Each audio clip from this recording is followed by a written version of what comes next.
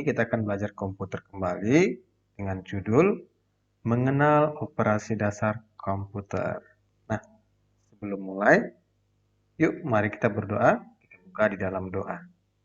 Kita berdoa.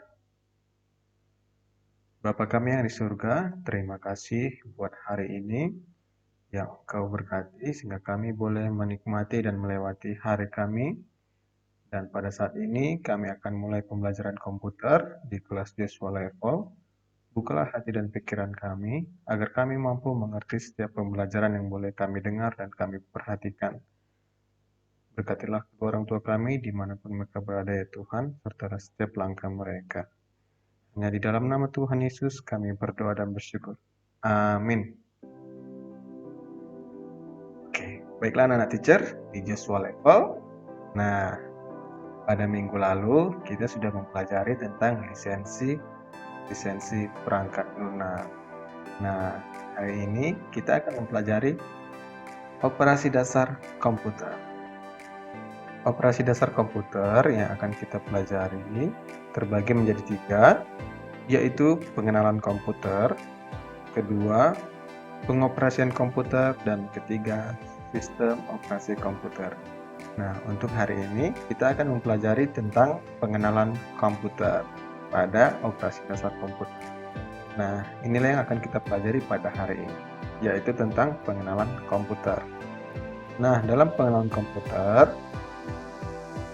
kita akan mempelajari apakah itu piranti input dan kemudian piranti output.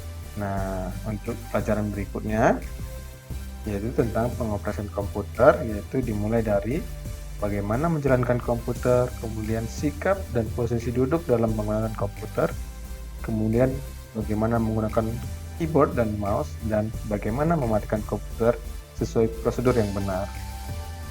Nah, untuk yang berikutnya akan juga yaitu tentang sistem operasi komputer. Nah, salah satunya yaitu tentang sistem operasi Windows, Unix, Linux, Mac, dan OS. Nah, untuk hari ini kita akan mempelajari tentang pengenalan komputer. Yuk kita lihat materinya. Nah, kamu pasti pernah melihat komputer, ya? Pasti pernah. Ya, betul sekali. Bahkan mungkin pernah menggunakannya atau mengoperasikannya. Komputer telah digunakan di berbagai bidang. Nah, sekarang di kota maupun di desa sudah banyak orang yang menggunakan komputer. Oleh karena itu, sangat penting bagi kita untuk dapat mengoperasikan komputer. Nah, jadi supaya kita bisa menggunakan komputer, tadi tidak hanya di kota, di desa juga sudah banyak orang menggunakan komputer. Nah, untuk hari ini tentang pengenalan komputer. Nah, komputer adalah suatu peralatan elektronik yang memiliki ciri-ciri sebagai berikut. Nah, ciri-ciri komputer itu yang pertama, dapat menerima data atau input, ya. Yang kedua, memiliki unit memori kerja untuk menampung instruksi-instruksi yang akan diproses. Ketiga, dapat memproses data, yang tadi menerima data.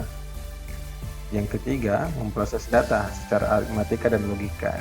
Dan yang keempat, menghasilkan sesuatu dari data yang sudah diproses.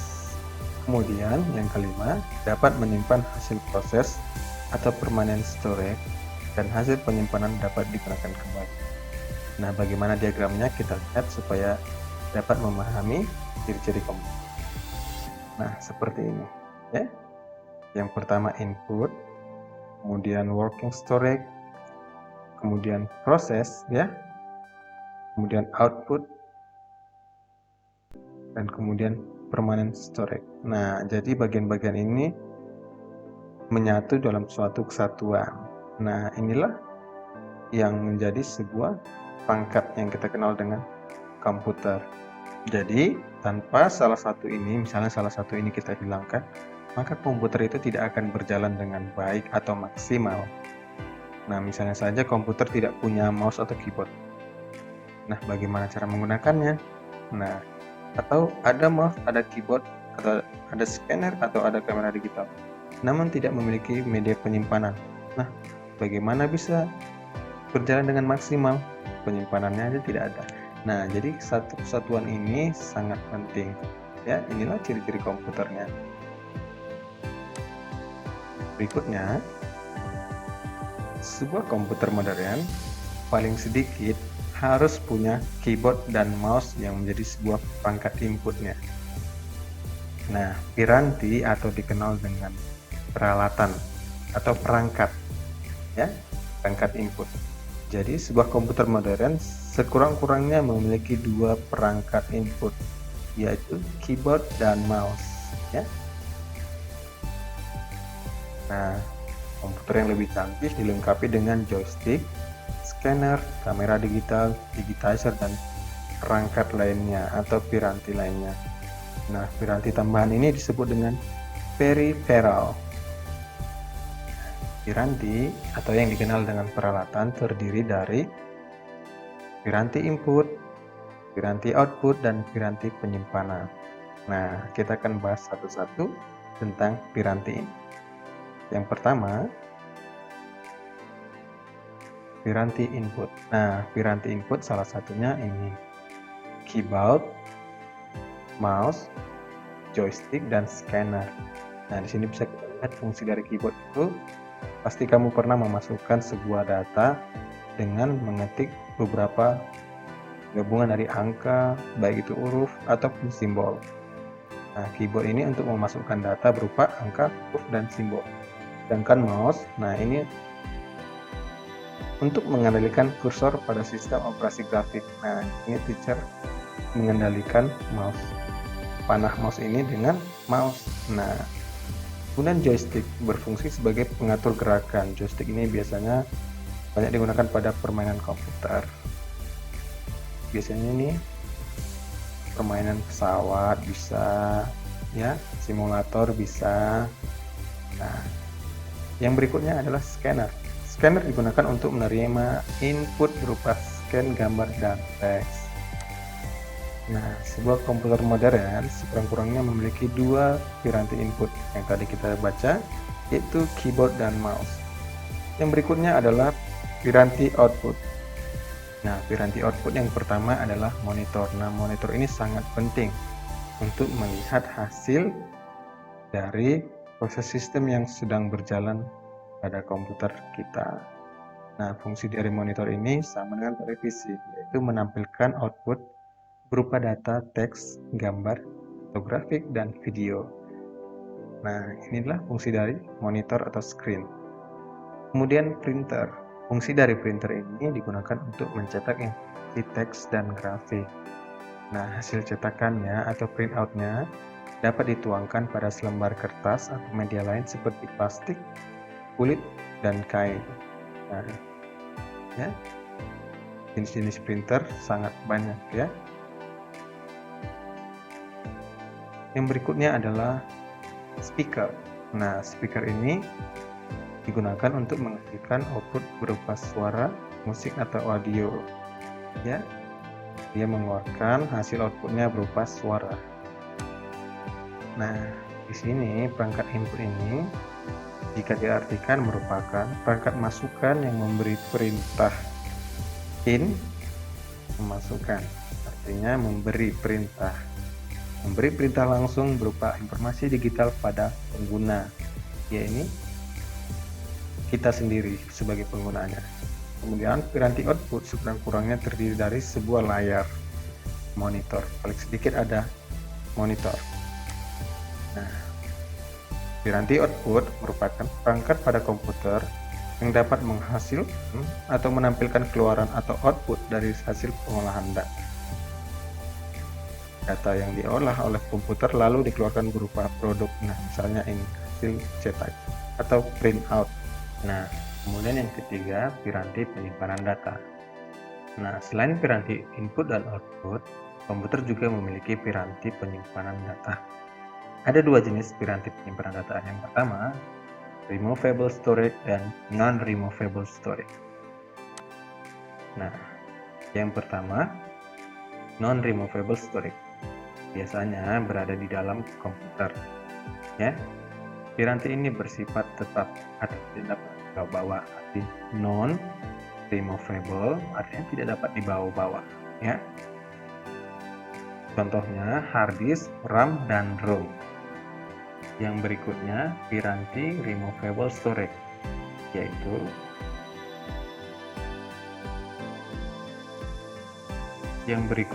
piranti removable storage yang dapat dibawa kemana-mana, ya. Piranti ini biasanya memerlukan suatu alat tertentu yang disebut drive. Nah, drive ini yang menjadi sebagai tempat penyimpanannya. Contohnya floppy disk drive, itu floppy disk dan DVD. Contoh removable storage adalah floppy disk drive untuk floppy disk dan DVD. Yang juga berikutnya CD drive untuk DVD atau CD-ROM. Nah, di sini kita lihat bagaimana gambar CD dan floppy disk.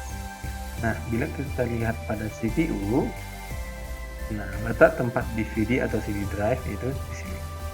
Sedangkan floppy disk yang ini tempat memasukkan perangkatnya di sini, ya, agak lebih kecil dan tipis. Sedangkan DVD atau CD drive tempatnya agak lebih lebar sedikit daripada floppy disk. Nah, inilah tentang piranti penyimpanan data.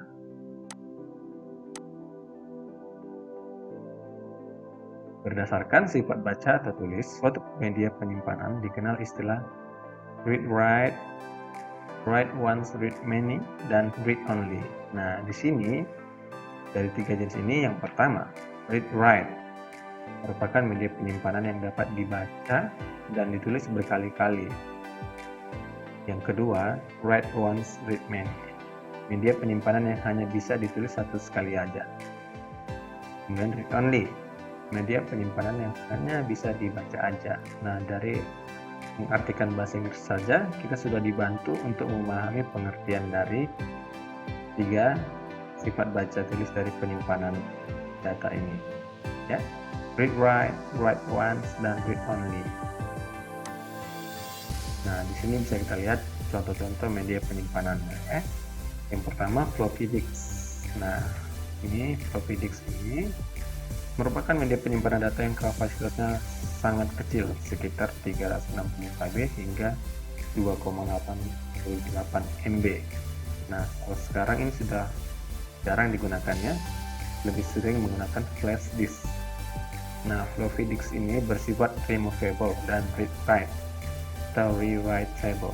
Saat ini floppy disk mulai jarang digunakan. Nah, kenapa jarang? Karena jumlah penyimpanan datanya sangat kecil atau sedikit. Yang kedua, hard disk merupakan media penyimpanan data yang kapasitasnya relatif besar di atas 1 GB.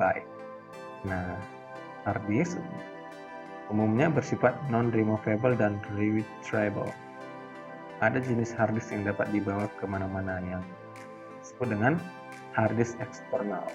Yang berikutnya CD-ROM atau CD-RW merupakan media penyimpanan data yang kapasitasnya sekitar 650 MB. CD-ROM bersifat removable dan hanya dapat ditulis sekali. Adapun CD-RW dapat dihapus dan ditulis ulang beberapa kali. Nah, jadi kalau kamu menyimpan tugas atau data di sini, nah, kamu hanya bisa menggunakan sekali saja kaset CD ini, ya.